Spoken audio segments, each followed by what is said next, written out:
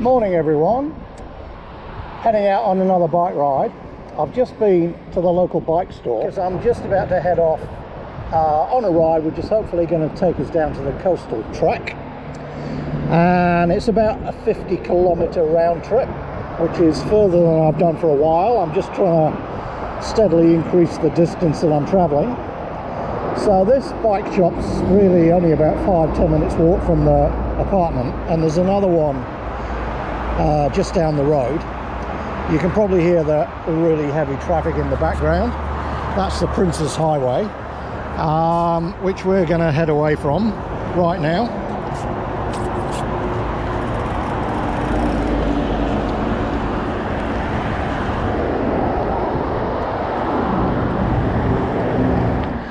So we are well serviced for bike shops around where we are. So there's the two that obviously I've just mentioned now. There's another one about 2 or 3 kilometers away from us in the other direction, which is actually where I bought this bike from. And yesterday we went out for a walk, and a couple of kilometers away in a third direction there were 2 more bike shops. So yeah, lots of bike shops around.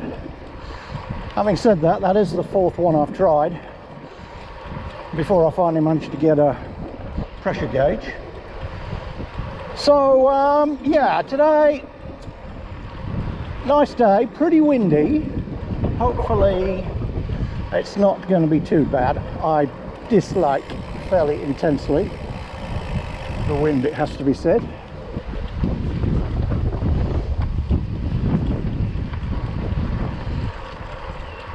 So since the last ride that I videoed, I've actually cycled into the centre of Melbourne and back,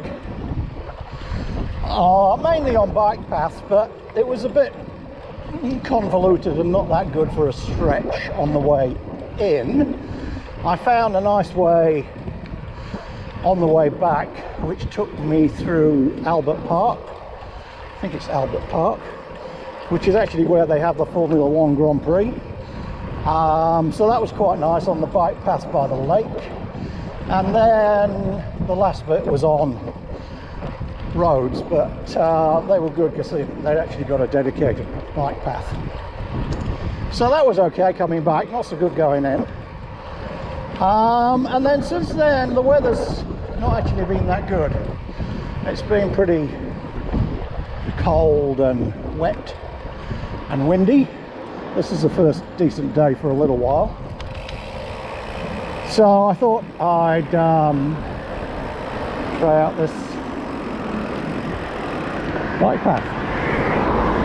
So I've just got to nip down this road, which hasn't actually got a bike path, for a little bit before I can get onto a dedicated bike path that runs down by the train tracks for a while. Now turn left onto Station Place. Okay, so just about to get to the track down by the rail station, and I think to begin with I've got the wind behind me, which is nice but deceptive. I always try and plan my trip so that the wind's behind me on the way back, but sometimes you don't have any choice, and today's one of them. So this is the other train line. This is the one that Vassie doesn't normally get.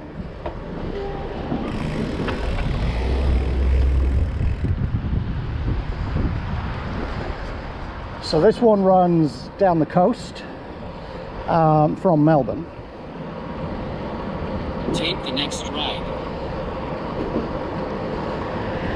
And we're just passing through Glen Waverley, which is actually slightly closer to us than Carnegie. But today, Vassie actually did get the train from here, because she's gone to the Franklin campus of Chisholm today.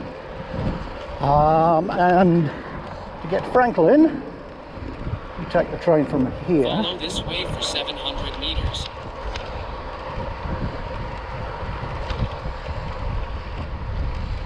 So we're really well serviced where we are. So we've got the two different train routes, both of which go, when they're going north, go into the Melbourne city centre. And there's a tram route at the end of the road which goes to St Kilda on the coast, and there's a bus stop just outside the apartment as well. So from a public transport perspective, it's really good.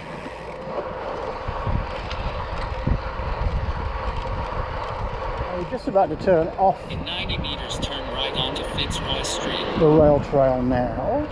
In 60 meters, turn right onto Fitzroy Street. I got completely lost the first time I came down here. Went way too far beyond here. See what I mean about these motorists around here? He didn't have to give way to me then, I'm sure. I didn't check the road code. But I was turning across him and he stopped and let me through. And the same thing happens if you're a pedestrian and you're about to cross, you know, let's say I'm going across the top of this road, walking from right to left. If there's a car turning into this road, they'll give way to you as you walk across it. Or even if you're standing on the side of the road, they'll stop and wait for you to cross. So they're either very polite or there's something in the road code. In which case I probably ought to check that so that I don't go and run somebody over who's expecting me to stop. Then turn left. Okay, there should be a park on recollection, here we go, which I need to ride through, and that will then take me Now on turn left onto Cycleway. to another cycleway. No way to get up here though. Now keep left.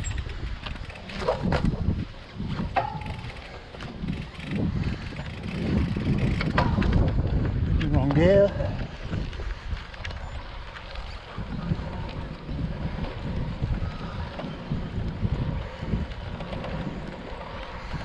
Finally got some momentum up.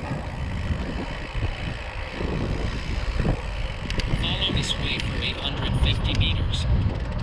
In 120 meters, go straight onto Elster Creek Trail.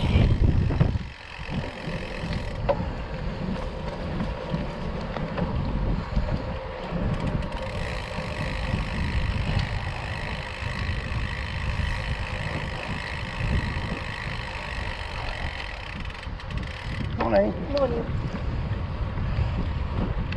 The tour is being adjusted. The tour has been adjusted because I've taken the wrong turning here through the park, Now make a U-turn. believe it or not. Well, I'm not U-turning. Going past all those people that I've just passed. I wonder if I can get through this way. No, I'm going to have to turn around. Bummer.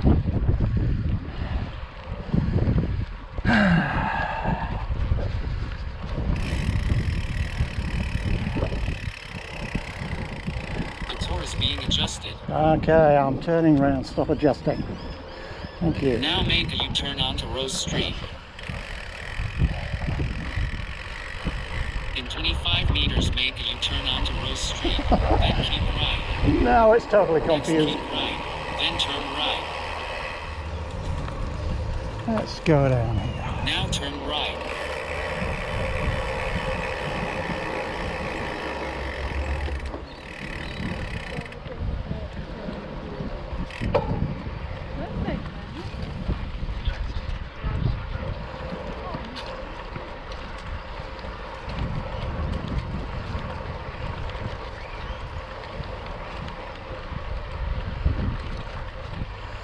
As you can see, there's a lot of people out. It's what the sun does, I guess. So this is the Elster Creek Trail I'm on now.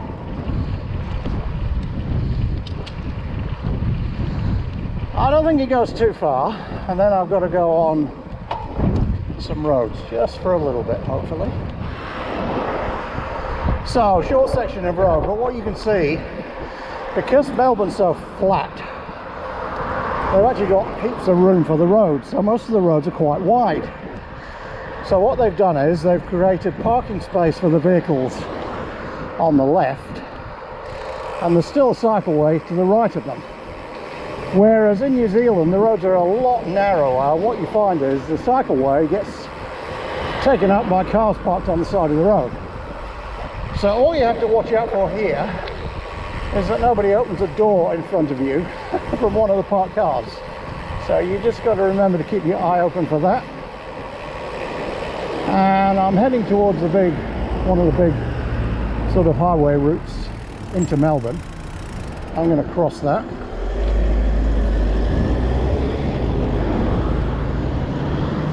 And head off towards the coast. Straight into the wind now, so I'm not sure you're going to be able to hear me, but from recollection this road basically runs straight now to the coast. Okay, we've got down to the waterfront, although you wouldn't know it, but believe me, it's just to the right here. So that was a bit further than I thought. It was about 10 kilometres, and with all the stop starts and having to slow down going past people, that's taken me about half an hour. Let's have a look down here, see what we can find.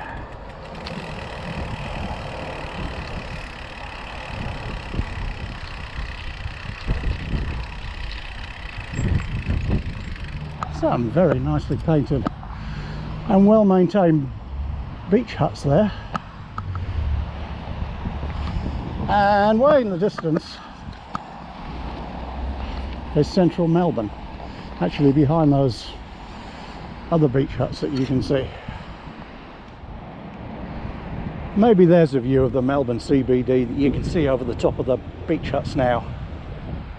So I'm just going to get back on the bike now and start heading south away from the CBD until I get to the turnaround point. So here's a good view of those bathing boxes with the CBD in the background. Hopefully when I get back and zoom in we'll be able to see what my naked eye is seeing.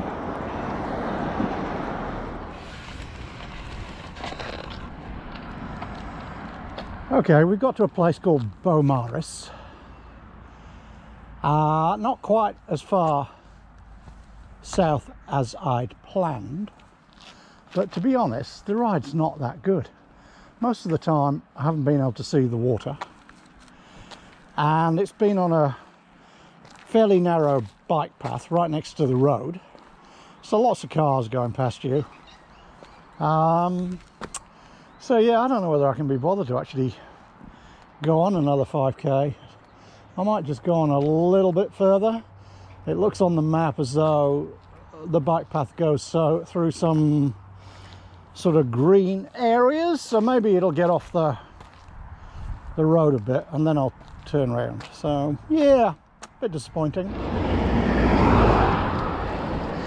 So having gone on a bit further, it's much the same actually. So the sea's to the right.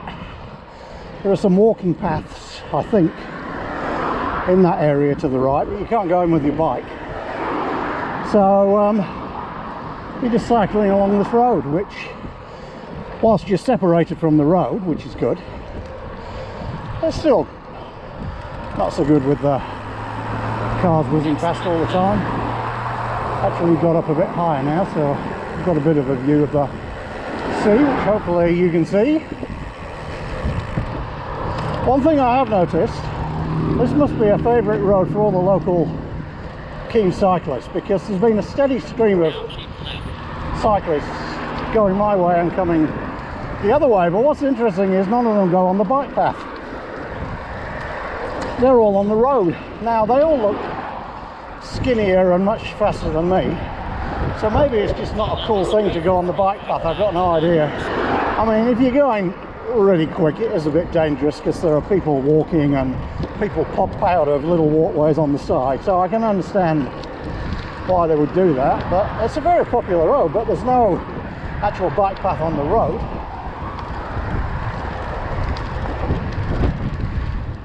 I think I'm about 3 kilometers short of where I planned to turn around, but to be honest, I don't think I'm going to miss anything by turning around now. It's all much the same. I mean, the views when you get to see them are lovely. I mean, this beach is really nice. I guess we're sort of getting about halfway down Port Phillip Bay, the big bay that Melbourne is at the top of.